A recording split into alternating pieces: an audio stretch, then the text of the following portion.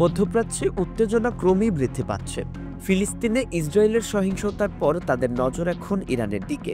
মার্কিন president Donald Trump জানিয়েছেন এই পরিস্থিতিতে নেতৃত্বে থাকবে ইসরায়েল। তবে রাশিয়া এবং চীন যৌথভাবে ইরানের পক্ষে অবস্থান নিয়েছে। ইরান তার শক্তি প্রদর্শন করে যুক্তরাষ্ট্রের বিমানের গতিবিধির ভিডিও প্রকাশ করেছে এবং ড্রোনবাহী রণতরী শহীদ বাহমান বাকেরি প্রস্তুত রেখেছে।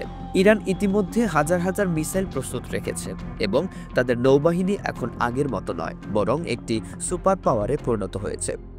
ইরান তাদের পরমাণু স্থাপনাগুলোকে সুরক্ষিত করতে বিশেষ ব্যবস্থা নিয়েছে এবং ইসরায়েলকে প্রধান লক্ষ্যবস্তু হিসেবে ঘোষণা করেছে।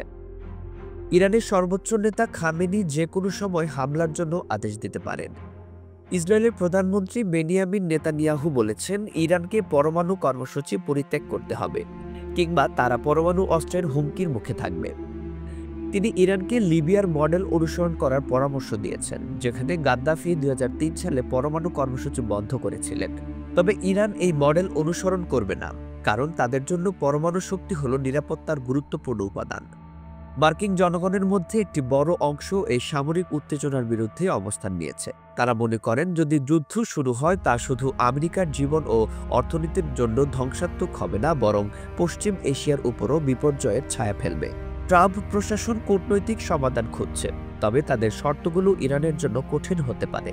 এদিকে মার্কিন প্রশাসন ইসরায়েলকে আরও যুদ্ধবিমান এবং বিমান প্রতিরক্ষা সরবরাহ করছে, যা সামরিক পদক্ষেপ গ্রহণের প্রস্তুতি হিসেবে দেখা যাচ্ছে। ইরানও জানিয়েছে তারা কেবল স্থলেই নয়, সমুদ্রে যুদ্ধের জন্য প্রস্তুত।